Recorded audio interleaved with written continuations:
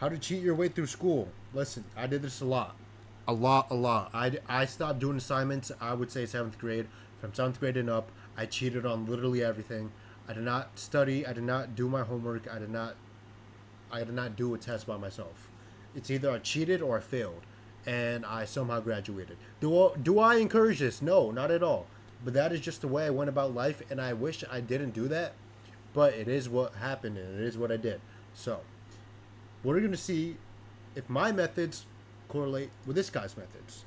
Cheating has made my life way better. When I was in elementary school, what I used to do was put my hand on my forehead and just cheat off everyone's paper. It was a terrible. simple and That's an awful method. Do not use that. flawless strategy. The trick is you basically just tilt your head to the side and basically rub your forehead like you're thinking, when you're really just scoping for answers. Every once in a while, the teacher would say, everyone keep your eyes on your own paper. But even as a child, I'm like, bish, prove I was cheating. Now, normally, I would just do this for a few answers I wasn't sure about. But in 4th grade, we had an exam to get into the Gifted and Talented program. Okay. I had no idea what it was, but it sounded nice, so I'm like, oh, I gots to be cheating for this one. So I bribed one of my smart homies with a bag of Jolly Ranchers. I'm like, all you gotta do is keep your Scantron visible. And he's like, Alright, this worked perfectly, and in middle school I was accepted in the program, which was by far the greatest class I've ever taken. The structure wasn't sit there and have some middle-aged woman lecture you. No, it was here's a problem, get together in groups, and figure out how to solve it, leading it to feel more like play and less like school. One of the assignments was develop an invention that would help mankind. And after a week of scribbling down terrible ideas, I was like, wait, I'll just do what got me here, and cheat. So I stole an idea from The Simpsons where Homer develops a chair that prevents you from falling backwards. I didn't even change the idea. I literally just drew out the same shit and had my mom. Why do we not have that in school now? Because every time I would lean back, and I did fall a few times, I would get yelled at.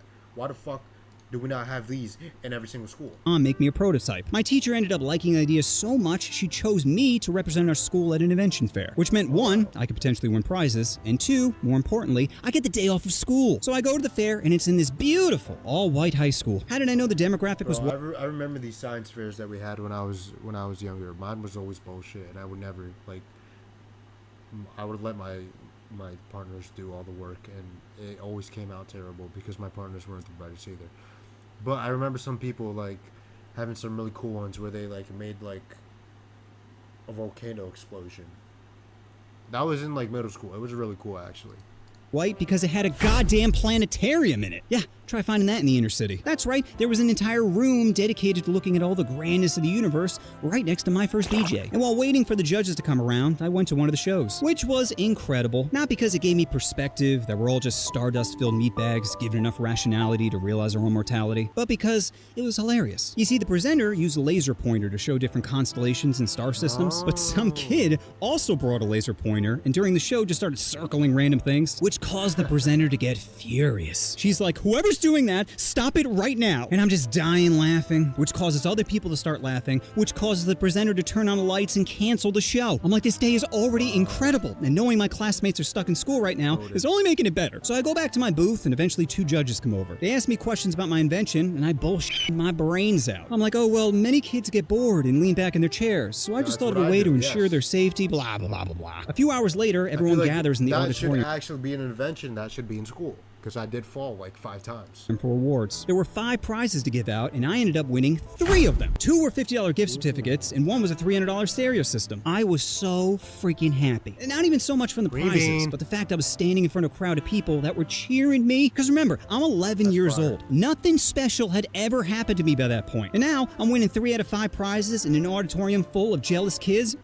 It was tasty. The only person happier than me was my mom. She damn near lost her shit when I told her on the phone. And being an entertainer, I made sure to build the excitement. I'm like, hey mom, so they just handed out prizes and I won a $50 gift certificate. And she's like, oh, that's wonderful. I'm sorry, did I say a $50 gift certificate? I meant to say 2 $50 gift certificates. And she's like, whoa, you won 2 prizes? And I'm like, wait, did I say 2 $50 gift certificates? I meant to say 2 $50 gift certificates and a $300 stereo system. And she's like, what?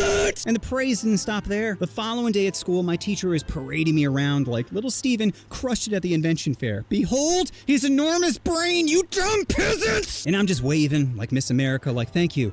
Thank you. I was born with a gift. Thank you. Every once in a while, a student would come up to me and be like, hey, you stole that idea from The Simpsons. In which I'd reply, I'm sorry, where's your $300 stereo system? Oh, that's right. I'm going to call you Smuckers because you're being ultra jelly right now. So overall, what this experience taught me is cheaters always prosper. It got me into a class where I could flex my creative muscles. Okay, no, that's not true. But I did graduate